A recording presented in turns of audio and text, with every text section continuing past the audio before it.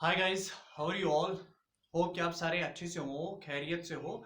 तो आज मैंने एक और लेक्चर लाया है फ्रॉम द ह्यूमन फिजियोलॉजी। जैसे कि हम पढ़ रहे हैं ह्यूमन फिजियोलॉजी, तो ये जो आज का लेक्चर है ये basically totally and totally dedicate किया है मैंने फॉर द सिल्वरी ग्लैंड्स।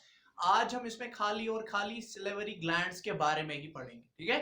तो चलिए चलते हैं towards our lecture, that is silvery glands. तो आज हम सिल्वरी ग्लैंड्स के बारे में पढ़ेंगे।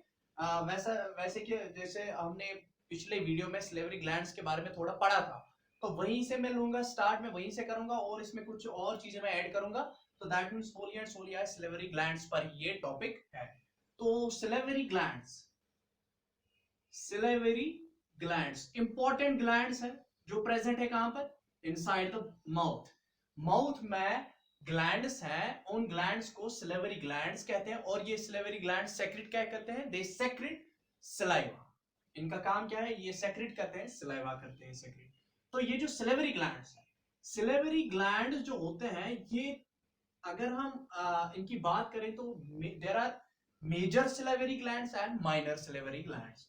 तो अगर मैं मेजर सिलेवरी ग्लैंड्स की बात करूं, मेजर सिलेवरी ग्लैंड्स, तो मेजर सिलेवरी ग्लैंड्स जो है that is parotid gland, parotid gland.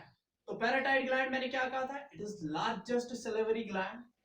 Parotid gland एक लार्जेस्ट सिलेवरी ग्लैंड है और ये प्रेजेंट कहां होता है, इन फ्रंट ऑफ ईयर। ये इन फ्रंट ऑफ ईयर होता है। तो this is year and in front of the ear is the largest salivary gland known as parotid gland. तो ये parotid gland हो गया, ठीक है, दिस द parotid gland। तो in front of ear ये होता है। और ये जो parotid gland है, parotid gland का वेट होता है 30 ग्राम्स। कितना वेट होता है इसका, 30 ग्राम्स। और इसका जो डक्ट होता है, that duct is known as Stensen's duct. तो duct is known as Stensen's duct. और ये डक्ट होता है 40 mm। ये कितना होता है, 40 mm। ठीक है, यहां तक क्लियर है। स्टेनसेंस डक्ट हो गया, इन फ्रंट ऑफ ईयर ये होता है, इसको हम पैराटाइड ग्लैंड कहते हैं। अब पैराटाइड ग्लैंड से भी सलाइवा निकलता है। और कितना सलाइवा निकलता है, अगर फॉर एग्जांपल माउथ में 100% सलाइवा है, तो 100% सलाइवा में ये 25% कंट्रीब्यूट करता है। तो कंट्रीब्यूशन कितनी है इसकी, 25% ये कंट्रीब्यूट करता है पैराटाइड ग्लैंड, ठीक है। उसके बाद ये तो पैराटाइड ग्लैंड की बात होगी। पैराटाइड ग्लैंड के बाद दूसरा एक ग्लैंड था जो कहां पर होता है, जिसको हम कहते हैं सब मैंडिब्यूलर ग्लैंड। तो लोअर जा और अपर जा के एरिया में ये होता है मैंडिबुलर, सब मैंडिबुलर ग्लैंड। ये सब मैंडिबुलर ग्लैंड जो है ये यहां है, this is for example lower jaw, these are the teeths in the lower jaw. तो यहां पर एक ग्लैंड होता है that is known as submandibular gland. और इस ग्लैंड से भी क्या निकलता है, एक डक्ट निकलता है। तो ये है सब मैंडिबुलर ग्लैंड। सब मैंडिबुलर ग्लैंड जो है, इससे एक डक्ट निकल गया। और वो डक्ट ओपन कहां पर होता है, बीनीथ द टंग, टंग के नीचे, ठीक है। तो टंग के नीचे ये ओपन हो जाएगा, यहां पर जहां फ्रेन्यूलम होता है वहीं पर ओपन हो जाएगा। तो ये जो डक्ट इसका होता है, this duct is known as Watson's duct, Watson's duct. तो वाटसन्स डक्ट इसको कहते हैं। ये भी 40 mm का होता है, 40 mm, 30 to 40 mm, 35 to 40 mm ये होता है।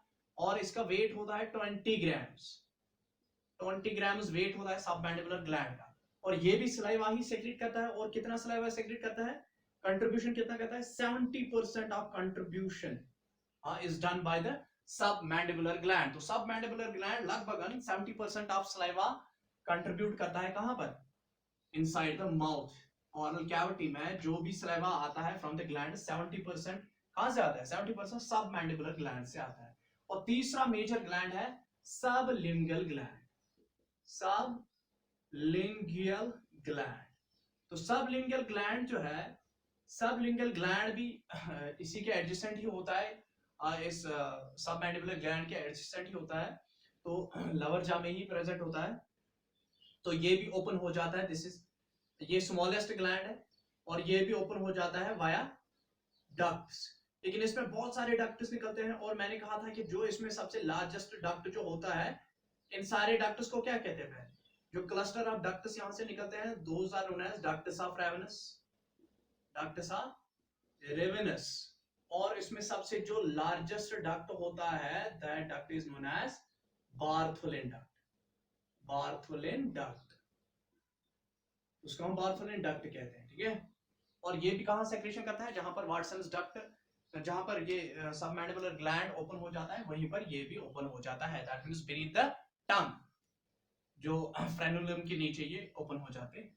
तो ये तो 3 थे, ठीक है, ये तो 3 थे। तो लगभग इसकी सेक्रेशन होती है 5% कंट्रीब्यूशन ये सलाइवा में करता है, 5%। तो ये तो 3 मेजर ग्लैंड्स है। अब देखो, अब हम चलते हैं टुवर्ड्स द माइनर ग्लैंड्स। तो मेजर सिलेवरी ग्लैंड्स हो गए, अब है माइनर सिलेवरी ग्लैंड्स। तो माइनर सिलेवरी ग्लैंड्स में कौन कौन आता है, माइनर सिलेवरी ग्लैंड्स। तो माइनर सिलेवरी ग्लैंड्स में देखो कौन कौन आता है, पहले ही आएगा लिंगल सिरस ग्लैंड्स। तो लिंगल सिरस ग्लैंड्स जो है, ये लिंगल सिरस ग्लैंड्स ये होते हैं प्रेजेंट नियर द सर्कमवलेट और filiform papillae, they are located near circumvallate and filiform papillae, filiform papillae। और ये जो लिंगल सिरस ग्लैंड्स है, दे सेक्रेट, ये सेक्रेट क्या करते हैं, they secrete lingual lipase, lingual lipase, ठीक है, लिंगल लाइपेस यहीं से आता है। अब उसके बाद है दूसरा एक ग्लैंड है, that is known as buccal gland, buccal gland, ये भी एक माइनर ग्लैंड है। और ये बकल ग्लैंड जो है, it is present between the buccinator muscle and the tooth membrane, buccinator muscle and mandibular tooth membrane, tooth membrane, mandibular जो molar मैं यहां पर लिखूंगा, यहां पर मैंडिबुलर नहीं, मोलर टूथ मेम्ब्रेन, जो मोलर टीथ्स होते हैं उनकी जो मेम्ब्रेन होती है, और जो बकल कैविटी की जो बकिनेटर मसल होती है, उसके दरमियान ये प्रेजेंट होता है, that is known as buccal gland, उसको हम बकल ग्लैंड कहते हैं। तो बकल ग्लैंड भी क्या करता है, इट सेक्रेट्स द सलाइवा, ये भी सलाइवा ही सेक्रेट करता है। अब ये दो हो गए। अब एक और ग्लैंड है, अनदर ग्लैंड इज पैलेटल, मैं इसको पैलेटेबल नहीं, पैलेटल ग्लैंड है। पैलेटल ग्लैंड होता है बीनीथ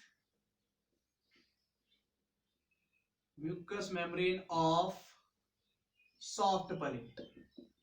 तो सॉफ्ट पैलेट के मेम्ब्रेन, जो सॉफ्ट मेम्ब्रेन होती है उसी के नीचे होता है ये, beneath the mucous membrane of soft palate there is a gland known as palatal gland.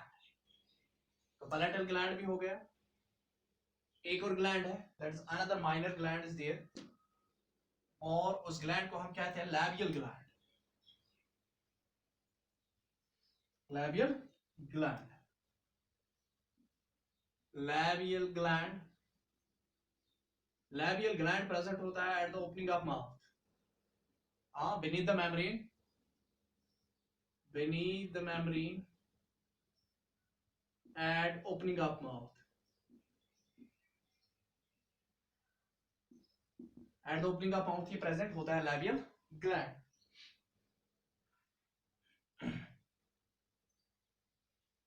तो आई थिंक ये हो गए ये हो गए माइनर ग्लैंड्स। तो माइनर ग्लैंड्स कंप्लीट हो गए यहां तक।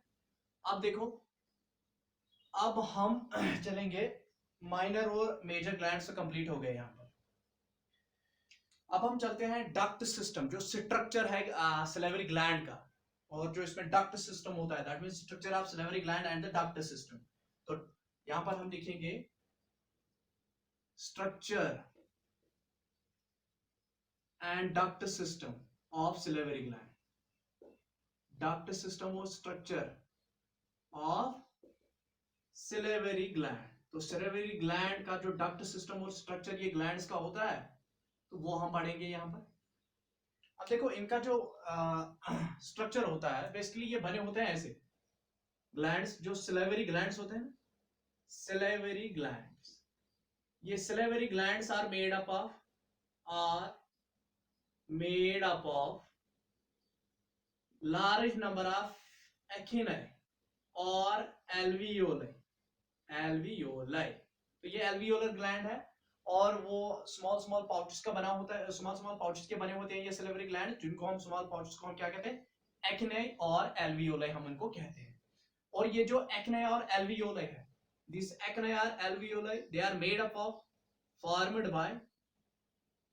formed by group of serous cells। जो serous cells होती है वही ग्रुप ऑफ serous cells बनाती है एक्नाई, और उसी एक्नाई का क्या बना होता है, सिलेवरी ग्लैंड बना होता है। तो यहां पर देखिए आप, here is an एक्नाई कैसे होता है, तो दिस इज एक्नाई।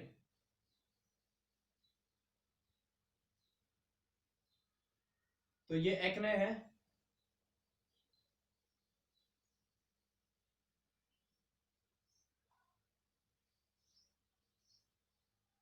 तो दिस इज एक्ने।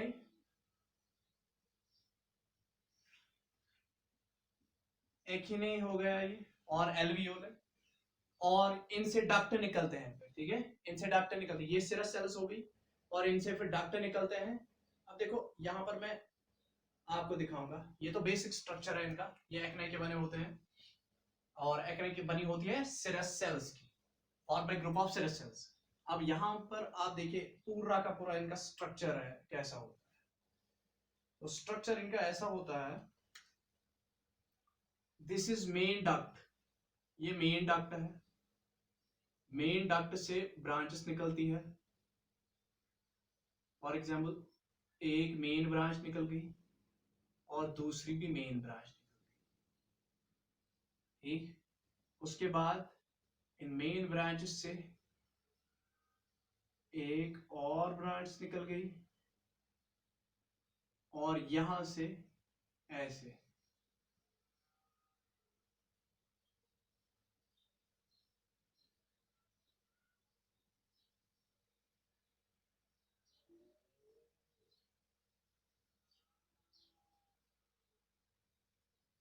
अब देखो ये तो एक्ने हो गई, दीज आर एक्ने, ये भी एक्ने है, ये भी एक्ने है, दीज आर एक्नाइज। एक्नाई से क्या निकल गया, एक छोटा सा डक्ट निकल गया, और जो एक्नाई से ये डक्ट निकलते हैं उनको हम इंटरकैलेटेड डक्ट्स कहते हैं। तो ये हो गया इंटरकैलेटेड डक्ट, इंटरकैलेटेड डक्ट। उसके बाद ये इंटरकैलेटेड डक्ट जब मिलते हैं तो ये एक कॉमन डक्ट बनाते हैं, इस डक्ट को हम इंट्रा लोब्यूलर डक्ट कहते हैं, इंट्रालोब्यूलर डक्ट। अब ये भी इंट्रालोब्यूलर डक्ट है, ये भी इंटरलोब्यूलर डक्ट है। जब इंट्रालोब्यूलर डक्ट्स मिलते हैं तो ये इंटरलोब्यूलर बनाते हैं, इंटरलोबुलेटेड डक्ट। और ये इंटरलोबुलेटेड डक्ट जब मिलते हैं तो ये मेन डक्ट बनाते हैं, मेन डक्ट। तो ये जो डक्ट सिस्टम है ना, ब्रांच पे ब्रांच निकल रही है, इंटरकैलेटेड डक्ट्स मिलते हैं, इंट्रालोब्यूलर डक्ट बनाते हैं, उसके बाद इंट्रालोब्यूलर डक्ट्स मिलते हैं, इंटरलोबुलेटेड डक्ट्स बनाते हैं, और इंटरलोबुलेटेड डक्ट्स जब मिलते हैं तो क्या बनाते हैं, वो मेन डक्ट बनाते हैं। तो इस वाले सिस्टम को हम, जो ये ब्रांचिंग सिस्टम आ रहा है, तो इसको हम रेसमोस टाइप ऑफ, जिस किसी भी ग्लैंड में इस टाइप का डक्ट सिस्टम होगा, और ऐसे ग्लैंड होंगे वो जिसमें इस टाइप का डक्ट सिस्टम होगा, तो उस ग्लैंड को हम कहेंगे racemose type of duct system. तो रेसमोस टाइप ऑफ ग्लैंड्स होते हैं ये, रेसमोस टाइप ऑफ ग्लैंड। तो racemose type of gland means इनका जो डक्ट सिस्टम होता है, duct system is just like as racemose. तो रेसमॉस में हम कहते हैं कि अपने ऐसे बंच ऑफ ग्रेप्स, एक ग्रेप्स का एक गुच्छा सा, ठीक है, bunch of grapes, that is known as racemose type. तो रेसमॉस टाइप है ये। रेसमॉस टाइप ऑफ ग्लैंड्स होते हैं, salivary glands are racemose type of gland. तो स्ट्रक्चरली अगर मैं इनके स्ट्रक्चर की बात करूं तो they structurally they are having racemose type of this branching system, duct system इनका रेसमॉस टाइप का होता है। इसमें ब्रांच, फिर सब ब्रांच, फिर मेन ब्रांच बन जाती है या मेन डक्ट बन जाता है। और ये बने होते हैं एक्ने के। एक्ने किसका बना होता है? सिरस सेल्स का बना होता है, ठीक है। तो स्ट्रक्चर हो गया कंप्लीट, स्ट्रक्चर इनका हो गया कंप्लीट। अब देखो, अब ये जो स्ट्रक्चर के बाद हम चलेंगे, तो स्ट्रक्चर के बाद हम चलते हैं टुवर्ड्स सलाइवा की कंपोजिशन। मैंने आपको पहले बोली है सलाइवा की कंपोजिशन। चलो सलाइवा की कंपोजिशन पर ही चलते हैं। कंपोजिशन, सलाइवा की कंपोजिशन होती है 99.5% वाटर है, और उस वाटर में भी क्या होते हैं? एंजाइम्स होते हैं। जो 99.5% है वो बना होता है एंजाइम्स प्लस ऑर्गेनिक सब्सटेंसेस, मैंने बोली थी, ठीक है। और ये जो 0.5% है वो सॉलिड होता है, जिसमें गैसेस और इनऑर्गेनिक मटेरियल होता है, दैट मींस कैल्शियम है, बाकी चीजें सारी होती है। तो एंजाइम्स की बात करते हैं पहले कंपोजिशन में ही, लेकिन चलो ये तो कंपोजिशन है सिंपली। ये कंपोजिशन में आगे आपको फंक्शंस में इन सब की बताऊंगा आपको। तो ये तो कंपोजिशन हो गई। और ये जो सलाइवा है, सलाइवा का पीएच कितना होता है? सलाइवा का पीएच होता है, ये फंक्शनल होता है 3, ये 6.35, 6.35 इसका पीएच होता है, सलाइवा का पीएच 6.35। चलिए जी, अब चलते हैं सलाइवा की फंक्शन पर। Functions of saliva, functions of saliva. तो सलाइवा क्या करता है? पहला ही काम ये करता है, it helps in mastication of food. क्यों? ये कैसे करता है? देखो, ये बेसिकली क्या करता है, ये लिब्रिकेशन, ये स्वेलोइंग में भी मदद करता है, हेल्प्स इन स्वेलोइंग। ये फूड को क्या बनाता है? मस्टिकेटेड फूड। दैट मस्टिकेटेड फूड को हम क्या कहते हैं? जो फूड मस्टिकेटेड हुआ होता है दांतों से, जो मस्टिकेटेड फूड है, तो masticated food is known as bolus. और उस बोलस को ये लिब्रिकेट, दैट मींस ये जब सलाइवा मस्टिकेशन फूड के साथ मिक्स हो जाता है, सलाइवा लिब्रिकेट करता है किसको? Saliva lubricates masticated food and it gets converted into bolus, और फिर ये आराम से दिस वेट बोलस ये आराम से swallow हो जाता है। तो it also helps in swallowing, saliva also helps in swallowing, क्योंकि ये क्या करता है?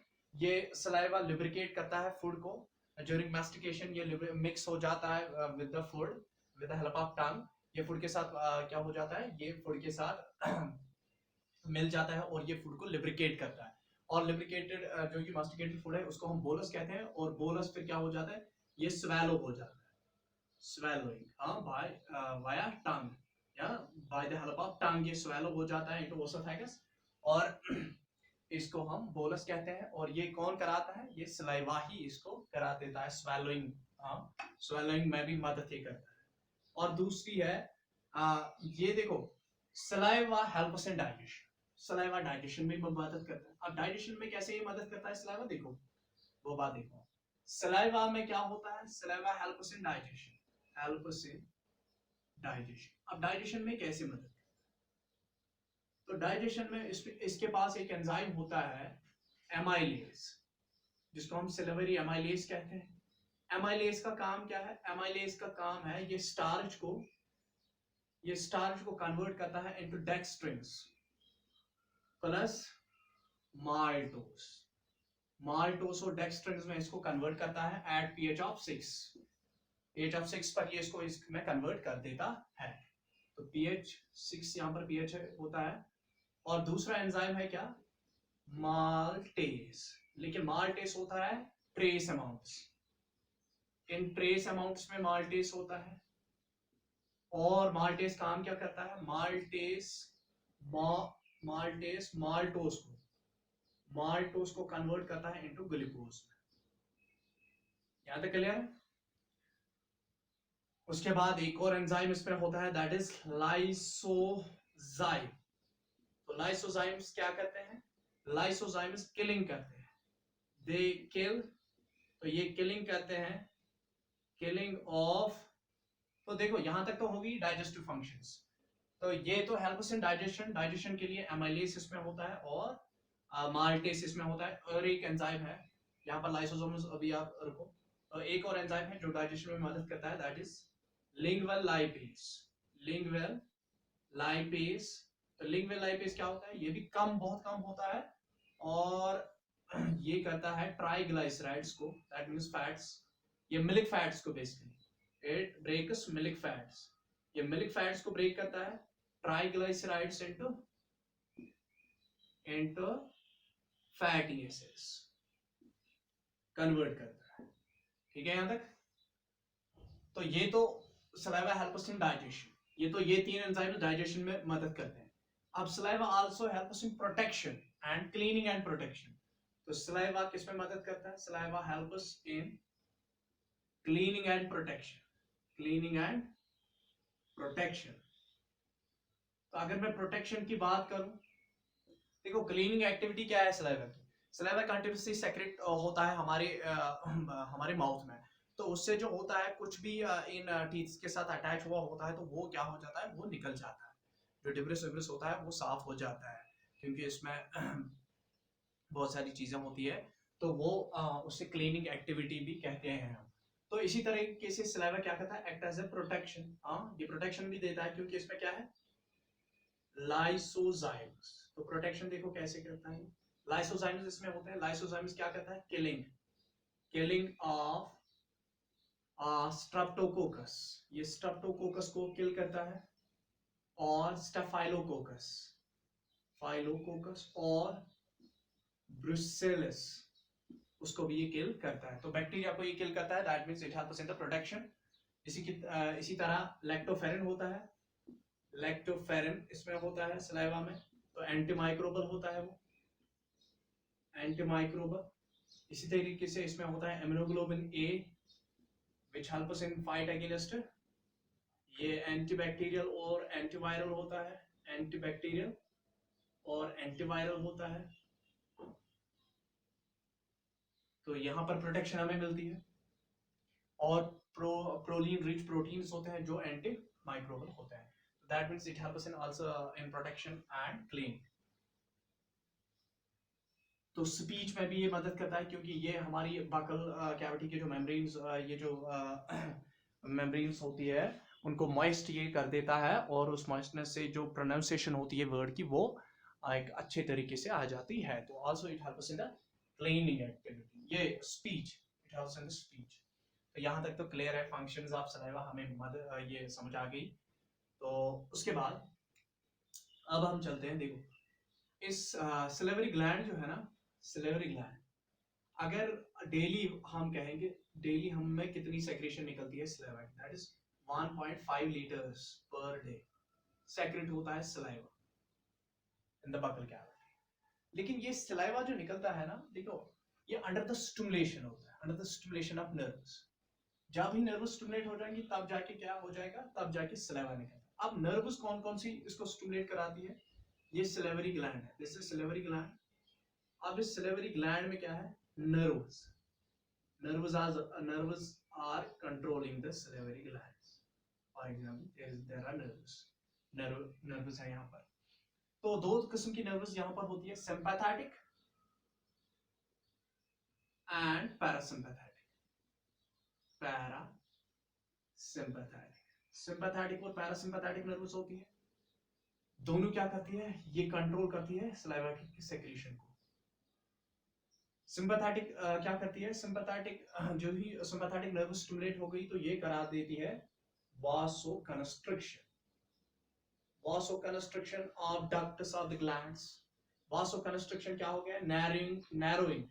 वासोकंस्ट्रिक्शन means narrowing of diameter of ducts. ये डायमीटर को या नैरोइंग ऑफ डक्ट्स को ये क्या करा देती है? ये इनको पतला कर देती है। मतलब उनकी जो डायमीटर है उनका डायमीटर कम करा देती है, तो उससे क्या फिर और फिर उसको कंट्रैक्शन करती है किसको, इस ग्लैंड को।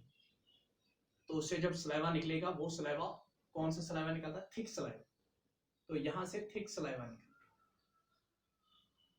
तो जब वासो कंस्ट्रक्शन हो जाएगी, नैरोइंग ऑफ डक्ट्स हो जाएगा, तो कौन सा सलाइवा निकलेगा, थिक सलाइवा निकलता है। तो दैट मींस वो कौन फंक्शन करती है, सिंपैथेटिक नर्व्स वो फंक्शन करती है।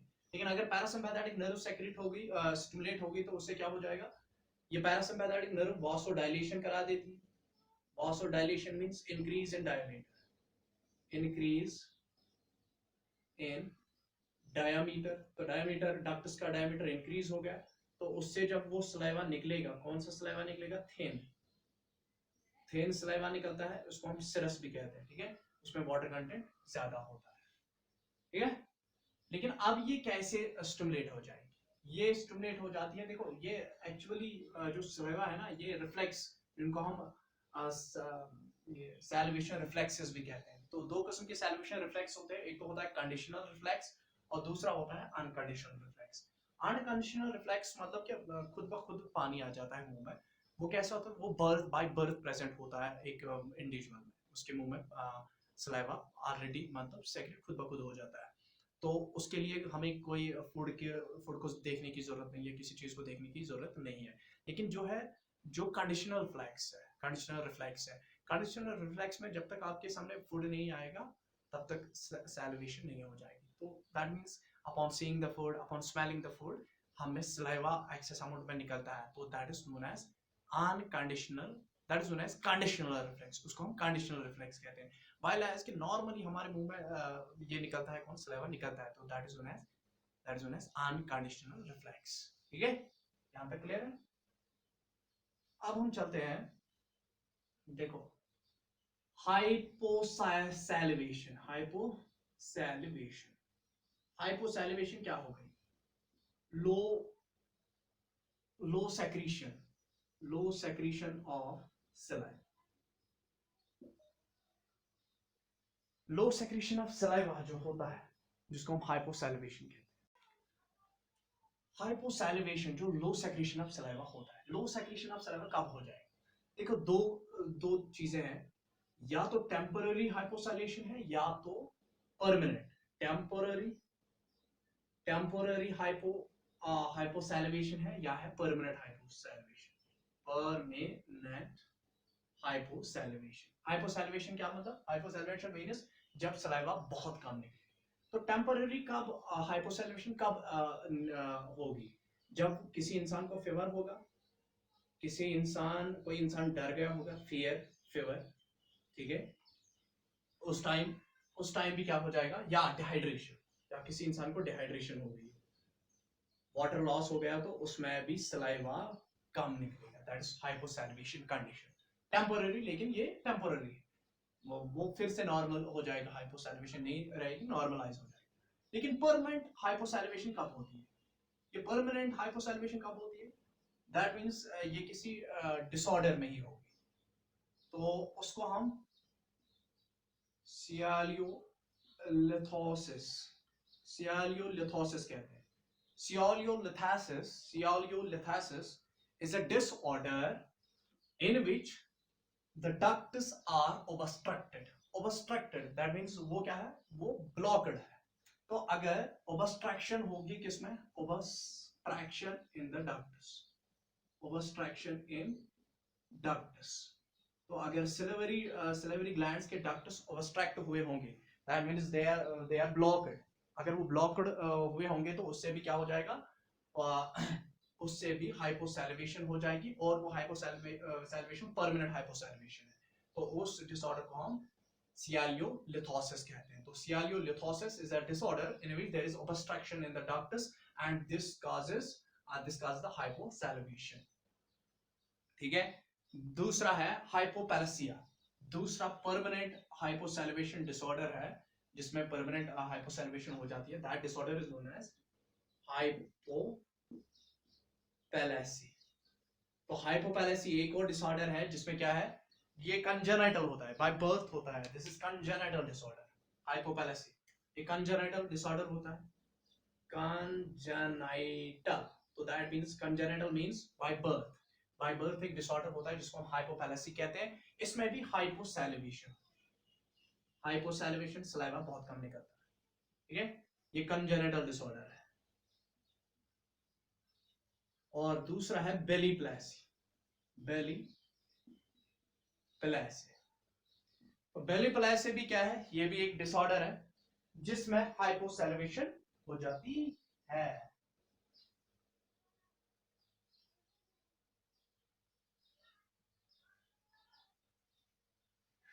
देखो ये बेली प्लेसी कब हो जाती है, जब पैरालिसिस हो जाता है, पैरालिसिस ऑफ फैशियल नर्व। जो फैशियल नर्व होती है, फैशियल नर्व की अगर पैरालिसिस, अगर पैरालाइज्ड हो गई, कौन, फैशियल नर्व अगर पैरालाइज्ड हो गई तो उससे उससे भी हाइपोसैलिवेशन हो जाएगी और उस डिसऑर्डर को हम बेली पैलेसिया कहते हैं। तो Bell's palsy is a disorder in which there is hyposalivation, और ये डेवलप कब हो जाती है, when there is paralysis of the facial nerve. जब पैरालिसिस हो जाएगी फेशियल नर्व को, तब जाके ये हो जाता है, ठीक है। अब देखो हाइपर सैलिवेशन, अब दूसरा है हाइपर सैलिवेशन।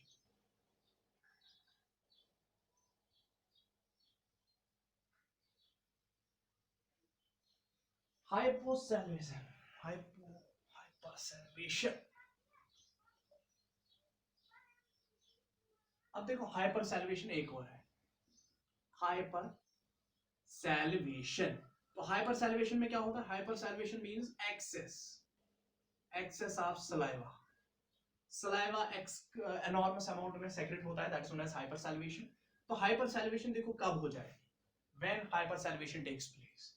फॉर एग्जांपल अगर एक हम कहते हैं हाइपर सैलिवेशन में एक उसको हम कहते हैं टाइलिज्म। हाइपर सैलिवेशन, टाइलिज्म जो है, it is also called hyper salivation. ये टाइलिज्म या हाइपर सैलिवेशन कब हो जाएगी, कभी कभार क्या हो जाता है, टूथ इरप्शन, बच्चों में दांत नया आने लगता है, तो उस दरमियान भी क्या हो जाता है, हाइपर सैलिवेशन। टूथ इरप्शन इन चिल्ड्रंस, अगर चिल्ड्रंस में दांत क्या नया आ रहा है तो उस टाइम भी हाइपर सैलिवेशन हो जाएगी।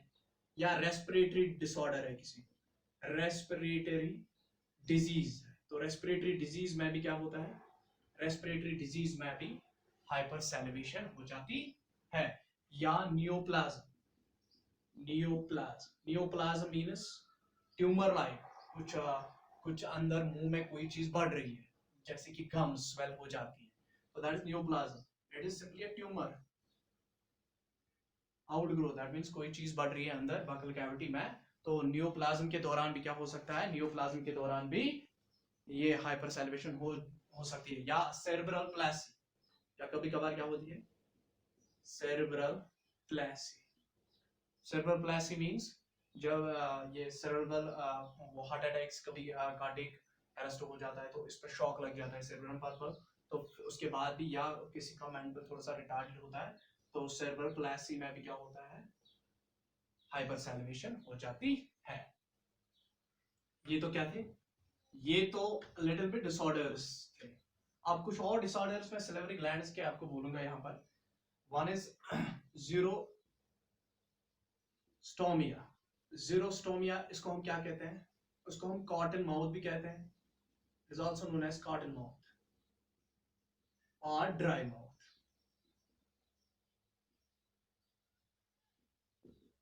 कॉटन माउथ और ड्राई माउथ। तो कॉटन माउथ और ड्राई माउथ, ये जो जीरोस्टोमिया है इसमें है, दैट मींस ये कैसे होता है, लैक ऑफ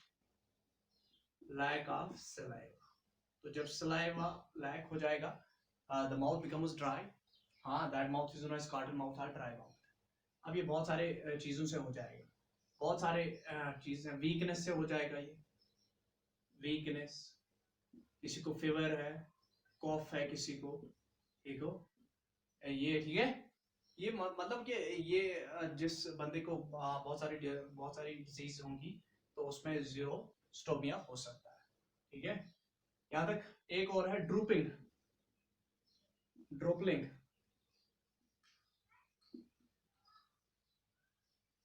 देखो ड्रोपलिंग, नहीं ड्रोपलिंग को छोड़ो, ड्रोपलिंग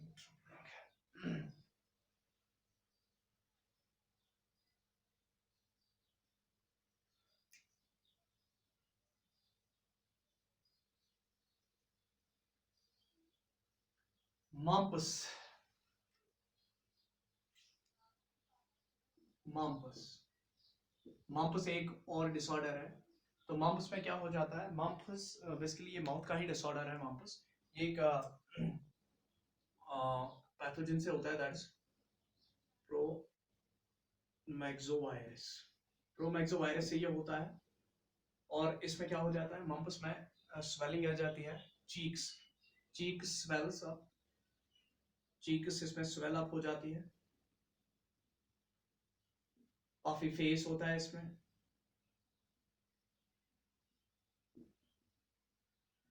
और इसमें जो सिलेवरी ग्लैंड्स है, सिलेवरी ग्लैंड्स भी क्या हो जाते हैं, सिलेवरी ग्लैंड्स भी स्वेल अप हो जाते हैं, सिलेवरी ग्लैंड्स स्वेल,